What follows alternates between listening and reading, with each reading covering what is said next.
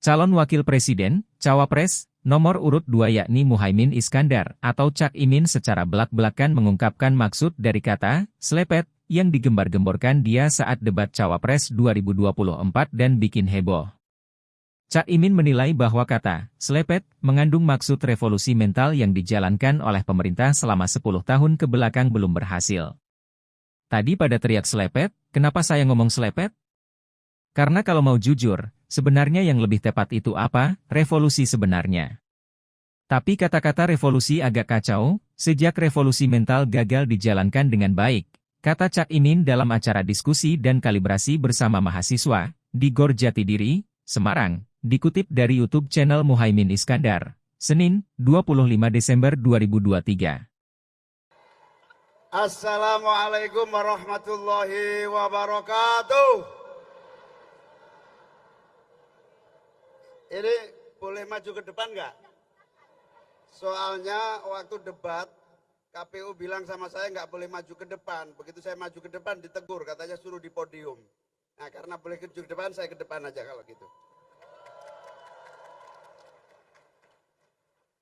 Mas Anies, Pak Habil Marati, para panelis, tepuk tangan untuk Bang Rocky yang luar biasa, Pak Zainal, teman-teman adik-adik mahasiswa yang saya cintai. Tadi pada teriak selepet. Kenapa saya ngomong selepet itu karena pada dasarnya kalau mau jujur, sebetulnya yang lebih tepat dari selepet itu apa? Revolusi sebetulnya. Tapi kata-kata revolusi agak kacau sejak revolusi mental gagal dijalankan dengan baik. Jadi terpaksa kasih istilah yang lebih mudah dan kemudian tidak mengganggu karena 10 tahun revolusi mental menjadi revolusi mental. Nah itu. Karena itu saya gunakan istilah selepet. Kenapa selepet? Begini. Kalau lihat akar masalahnya, kemiskinan nggak habis-habis, ketidakadilan terjadi di mana-mana, sistem yang buruk, itu ada akar masalah. Akar masalah yang pertama itu sebetulnya yang paling harus kita selepet itu apa? Saya telusuri satu. Pemain bisnis merangkap pembuat aturan menjadi rumitnya keadaan ini. Ini yang harus kita selepet. Kita selepet karena apa? Karena aturan harus dibuat setara. Seluruh pelaku bisnis harus bisa terlibat dan setara untuk maju bersama rakyat dan tumbuh berkembang. Yang kedua, rakyat terlibat. Buruh semuanya tidak ditinggalkan dalam proses pengambilan undang-undang dan aturan-aturan yang ada.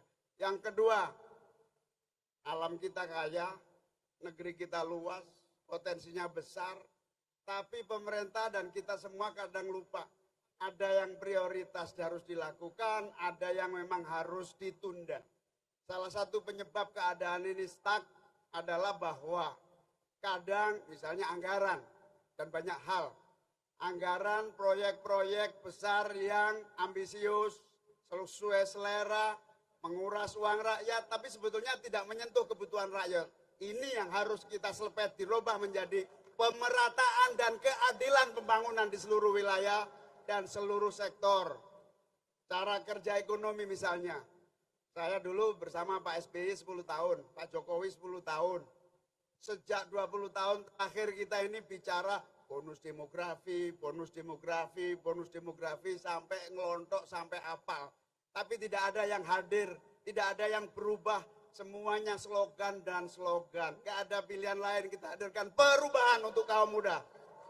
Salah satunya adalah kita hadirkan satu program yang fix. Mudah kok, anggaran kita 3.000 triliun kok. Kaum muda segini banyak kok. Jangan diprioritaskan yang lain. Kualitas kaum muda harus tumbuh berkembang dan memiliki kesempatan untuk maju. Itu namanya selepet anggaran. Nah yang terakhir, kita juga banyak masalah tentang lingkungan hidup, tentang eksploitasi yang kemudian masa depan anak cucu kita juga sangat membahayakan. Ini semua karena apa? Karena kita tidak punya skenario dan membiarkan semua berjalan dalam pembiaran yang tidak ada kontrolnya. Saatnya perubahan, negara harus hadir membawa keadilan dan pemerataan sekaligus perubahan bagi keberlangsungan terjaganya semua kekayaan alam kita. Kita juga harus berubah dalam misalnya menyaksikan ekonomi rakyat kita. Hari ini cari kerja susah, dompet semakin hari semakin tipis dan bahkan kosong. Kita harus rubah. Apa itu? Cari kerja gampang, dompet terisi, semua murah, rakyat punya tabungan. Petani berproduksi, semua punya alat-alat produksi dan Jawa Tengah ini Jawa Tengah nih. Semua mengeluh pupuk, semua mengeluh kalau panen nggak ada yang beli. Ini perlu dirubah apa enggak? Perlu dirubah, rakyat harus punya pupuk, pemerintah harus hadir dan memberi solusi, dan dengan perubahan jalan itu akan terbentang luas. Insya Allah dengan perubahan rakyat bisa berproduksi, pertanian menguntungkan, pupuk tersedia, harga jual disiapkan oleh pemerintah. Insya Allah Mas Anies dan saya nggak main-main, ibaratnya begini. Saya dan Mas Anies ini gatel lihat keadaan. Mestinya bisa dirubah, kenapa tidak kita lakukan? Dan itu tidak ada jalan lain, kita harus melakukan perubahan kepemimpinan nasional. Dan insya Allah saya sama Mas Anies siap melakukan berbagai langkah perubahan. Terakhir, kita menyaksikan semuanya berjalan stuck, lambat. Ibarat sebuah mobil, pada dasarnya mobil kita ini kecepatannya bisa 250 km per jam.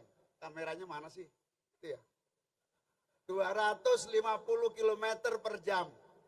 Tapi karena supirnya membiarkan jalannya pelan, tidak sungguh-sungguh, maka saatnya kita robah kepemimpinan untuk mempercepat laju pembangunan bangsa untuk lebih baik, lebih cepat, lebih adil, lebih makmur.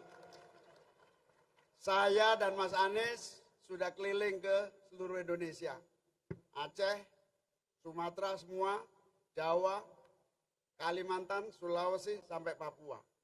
Ternyata semua sebetulnya ingin perubahan. Rata-rata kalau ditanya nasibmu bagaimana? Nasib tidak enak. Sudah berapa lama? Puluhan tahun. Mau berubah? Mau. Ternyata rakyat Indonesia ini patut kita syukuri. Mereka itu trimo ing pandum. Tidak banyak protes, terima keadaan, terima nasib, tapi begitu dikasih tahu inilah perubahan, mereka bergerak, mereka semua menyatu, dan insya Allah perubahan disambut rakyat dengan amat sangat luar biasa untuk disambut menjadi bagian dari solusi nasional. Jawa Tengah ini orang-orangnya sabar, menerima, tapi begitu tahu mau nasibnya berubah enggak, ternyata luar biasa. Energi perubahan meskipun dihadang, diganggu, kadang-kadang tadi Pak Abil cerita, izin bikin acara aja susah, insya Allah energi dan nilai-nilai perubahan tidak akan bisa dibendung oleh siapapun untuk perubahan Indonesia menjadi lebih baik. Terakhir, tidak ada jalan perubahan yang berhasil, kecuali kita kerja keras, bersatu, bahu-membahu, berkorban untuk perubahan dan perbaikan Indonesia di masa yang akan datang. Terima kasih. Assalamualaikum warahmatullahi wabarakatuh. Waalaikumsalam warahmatullahi wabarakatuh. Halo, selamat berjumpa dengan saya Anika, pembaca berita podcastnews.id. Saksikan terus konten-konten menarik dari kami. Jangan lupa subscribe, like, dan komen. Terima kasih.